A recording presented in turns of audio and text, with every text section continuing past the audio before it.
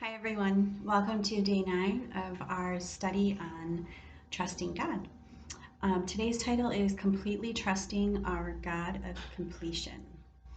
I was trying to prepare for this study and I read the line that says, what is that hurt, that desire, that prayer that you've brought to God countless times? We all have one. I know we do. And it really got me to thinking about all the things that are happening in my life right now and all the things that are unanswered and bring me anxiety and stress unrelated to what is even going on in our nation right now. Um, and like I said, I'm sure we can all think of something that we've brought to God consistently.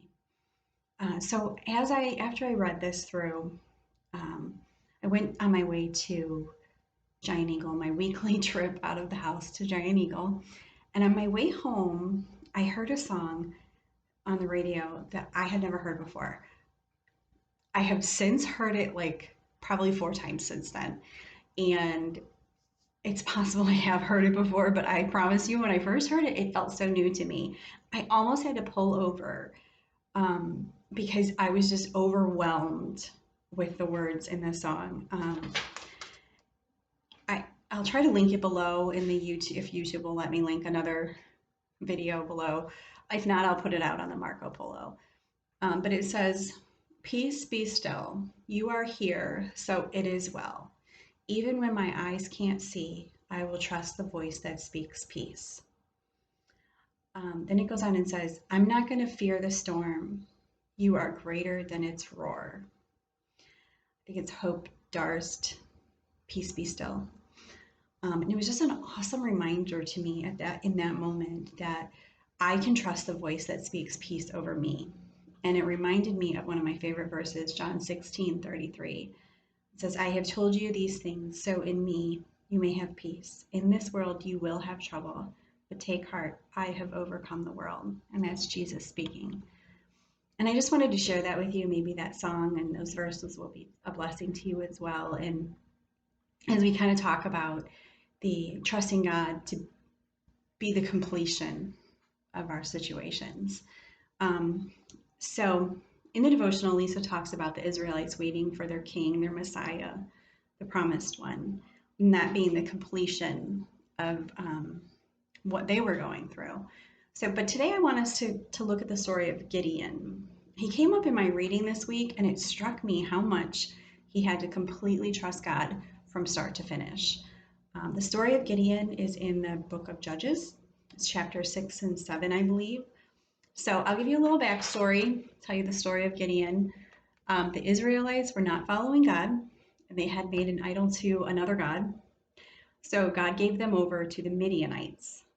And then, of course, the Midianites were brutal. They were like stealing all their food. They were just terrorizing the Israelites. So the Israelites saw the errors of their way and they cried out to God. And once again, he had mercy on them. So he sent an angel to Gideon to call him to action. Gideon's first job was to destroy the altar they had built to the false god. And when he did that, he made some people pretty angry. And so Gideon gets worried and asks God for proof that he's going to be with him through what he's asked him to do. So he sets out a fleece outside of his tent and he says to God, "If you are here and you're going to be with me, then in the morning when I wake up, I would show me this by the fleece being wet and the ground being dry." So he does that. He goes to bed. He wakes up in the morning and the fleece is wet and the ground is dry. He's like, "Wow, God is here." But let's just be sure. So I'm going to do it one more time, God. And this time I want the fleece to be dry and the ground to be wet. If you're going to be here with me and you're going to see this through. And he wakes up the next day and the fleece is dry and the ground is wet. I couldn't remember which one it was. And this gives him the courage that he needs to do. So he takes his large army that he has gathered from all the villages and he gets ready for battle. But God says, "You have too many men, and I cannot deliver Midian into their hands, or they will say their strength has saved them." So God brought down Gideon's army to 300 men. And God, knowing that Gideon was worried about this, told him to go down by the Midian camp that night so he could overhear. And he heard a couple Midian men talking about how they had a dream that Gideon was going to lead the Israelites against them and win. And that's exactly what Gideon needed to hear. And again, he had courage. So they literally end up winning this battle by surrounding the camp with his 300 men in different corners and blowing trumpets in the middle of the night or early morning, I believe it was. And it confused and scared the Midianites so much that they were attacking themselves and fleeing, and they were able to capture them and win. So crazy, right? When I read this story, I was struck by two things. First, God gave Gideon the reassurance and the courage he needed to do the job. Sometimes when we are smack in the middle of fear and defeat, God shows up strong for us. And he gave Gideon what he needed to be able to do the job that he called him to do. And that's what he does for us. He does not call us to do a job or to live a life or live through a situation that he's not going to give us what we need in order to complete it. He's the God of completion. 2 Corinthians 12:9 says, "But he said to me, my grace is sufficient for you, for my power is made perfect in weakness." And then Joshua 1:9 says, "Have I not," and Amanda read this a couple weeks ago, but it's one of my favorites, "Have I not commanded you? Be strong and courageous. Do not be frightened and do not be dismayed, for the Lord your God is with you wherever you go." The other thing that struck me was how much Gideon had to trust God throughout the whole thing, but on the day of battle. He was going up against the people that had terrified him and traumatized his people, and he was doing it with only 300 men. So I did a little research, and he was going up against 135,000 with 300. And I know the fleece thing was really cool. Let him know God was there and probably seeing the angel and hearing the men's dream. But would you have that kind of courage still to against those odds? He really, really had to trust God when he went to battle that night. And he told his men, you stand over there, and then we're going to blow these trumpets. He had to 100% trust that God was with him, or it would have ended terribly for Gideon and the Israelites. God simply wanted Gideon to trust him, and he took care of the rest. Just like Proverbs 3:5-6 says, "Trust in the Lord with all your heart and lean not on your own understanding.